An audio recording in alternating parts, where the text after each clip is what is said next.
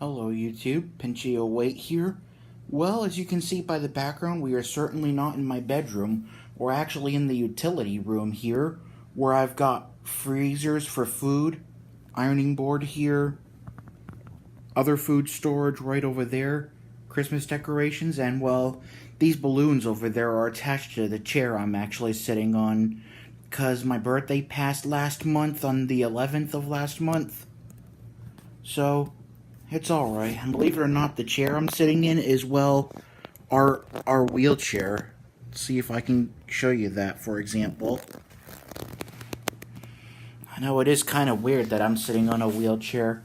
Well, the reason being is because it's very comfortable while I have a nice chair to sit in while I do this video. And even though I've got no broken legs or any other problems like that, none of us have our broken legs.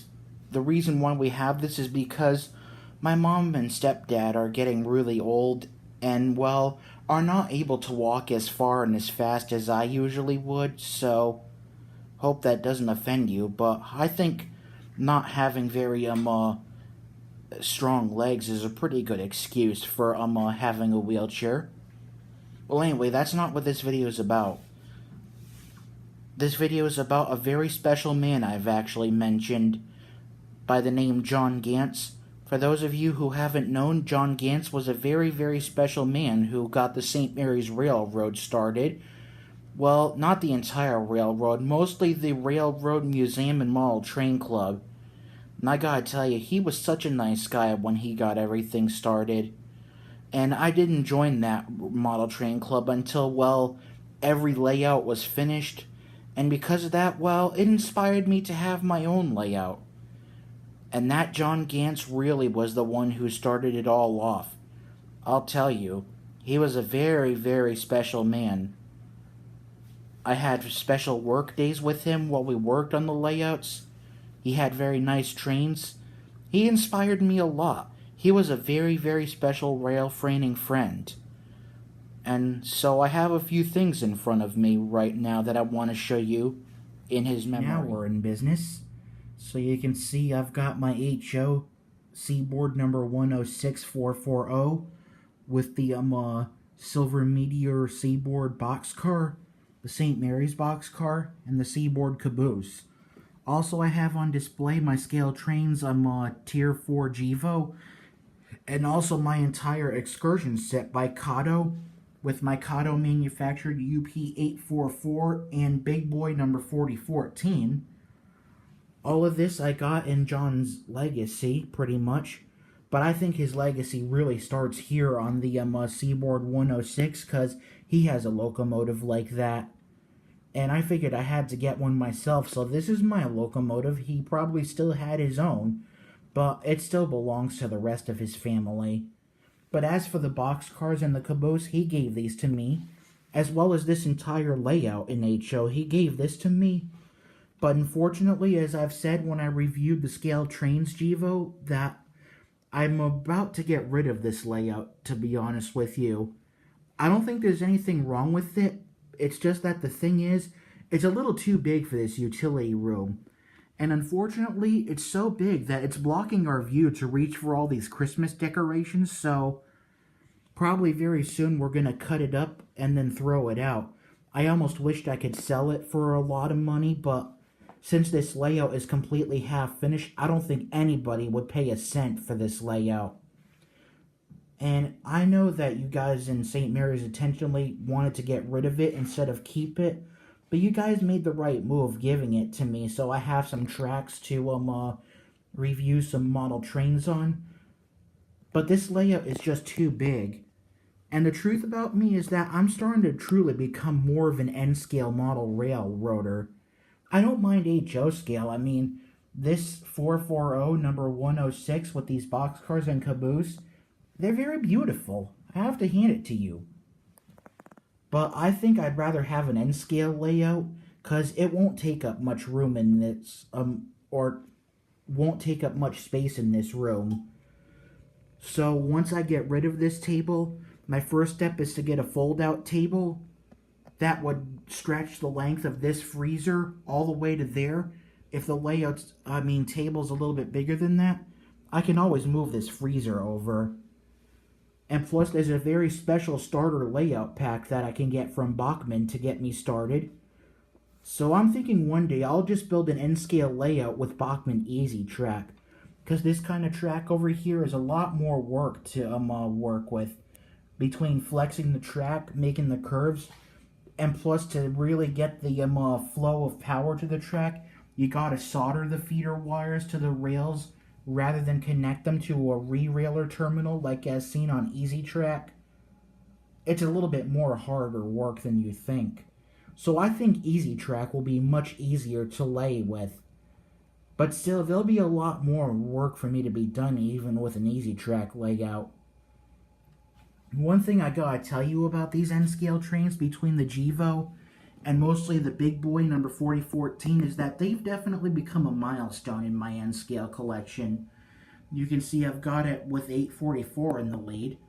I will admit, with my DC version of 844 here, it does look good cosmetically, but unfortunately I think I lost a part that connects to the flywheel assembly, so it doesn't run mechanically anymore, but I am looking forward to eventually sending this back to Kato for some small repairs, and I think I'm going to get a DCC and sound equipped model of the 844 while this one's away. It'll do better to double head with my N-scale model of the big boy. And I have a feeling this is what's going to happen when the real big boy is restored. Although one thing horrible that's happened this year with 844 out on the main line is that unfortunately a pedestrian got too close to the tracks that he got hit by it. I don't know how to explain my opinion with it, and I know Union Pacific is certainly not at fault of that happening. You just gotta stay off the tracks, as all. And I think Scale Trains is another good milestone for me. And I gotta tell you, they're very detailed too. Even though Scale Trains is like brand new to the manufacturing of model trains, they're really getting detailed. They must have very good workers over at the factory in China, while Kato has very good workers over at the factory in Japan. It's awesome. And I'm starting to think the reason why the N-scale Big Boy 4814 as well as other road numbers on Athearn's third release took a lot longer to come in is because I'm guessing Athearn had to wait a little bit more while the design was being made over at the factory in Asia. But the delay was worth it. So all I'm talking about is my memory of John Gantz, what a great man he was, and also my future of model railroading. So I'm going to get rid of this HO layout because I know that's what my friends at St. Mary's were going to do. But they still have another HO layout. They decided to get rid of this one, I guess, and start over for some reason. But if you are wondering, the museum is still functional, but due to the fact that I'm missing my friend John so much, that's why I haven't gone that much. And I don't think I'll ever be able to run the Big Boy or the Gevo on the N-scale layout over there, because even though these locomotives can run with just a DC transformer and some track, I'm just worried that these highly manufactured engines could burn out the solder. I actually had that problem when I brought one of my Fox Valley CSX engines like that it burnt out the solder on one of the loops and they had to resolder it. So I don't want to cause any trouble like that. Even though Scale Trains can sell these rivet counter Gevos in DC as well as DCC and sound. But other than that, all I can say is I've reached a milestone, and I will never forget you, John Gantz, so I'm sure you're foaming down from heaven upon seeing this model I've got of the Big Boy and a modern CSX Tier 4 Gevo. And I will be honest, I'm actually very happy with that Tier 4 Gevo, because the truth about me these days, even though back then I really preferred steam engines the most, I still love steam engines to this very day. But I think as of this day, ever since I've seen Scale Trains getting new into the hobby with the good detail they have on their diesels, I'm starting to evolve into a rail fan now, and I am simply starting to admire these modern diesels. I know I have a friend on YouTube who's starting to admire older diesels, but me, I'm starting to admire modern diesels that we see out on the main line today, such as the Gevo Tier 3 or Tier 4 design. They're just amazing to see. I just can't wait to see what's next for scale trains. Even though they just got started, they're still doing pretty good with their diesels. I'm sure they're going to come out with steam engines soon, but it's going to take some time. I have also heard that Scale Train's going to do a run of the water tenders that you would see in Trail of 844 and soon 4014. But I don't really know if there's going to be any difference in detail between the ones from Kato and the ones from Scale Trains. I might have to get them when they come in stock. There's actually two different kinds of styles. So this style from Kato, for example, would have been known as post 2006. They're also going to come out with a pre 2006, which is what the water tenders looked like when 844 was renumbered to 8444, and when they also restored Challenger 3985. There's also a pure black one, which has also been behind 8444 and Southern Pacific 4449 as the American Freedom Train. But unfortunately, I haven't got a Kato on my GS4 in the Freedom Train colors yet. Those are very hard to find. But other than that, all I can say by now is, I'll miss you very much, John. You were a very, very great person. I'm sure you're in a much better place, and, well, the reason why he died was because he was suffering a heart attack. None of us are at fault for that. It was just a heart attack. I'll miss you very much, John, but I'm not giving up the hobby. I still thank you very much for these boxcars and caboose. They're very good to run behind my Seaboard 106. I'll still have these boxcars if I do an HO and a freight train. If I ever get any HO CSX diesels from Scale Trains.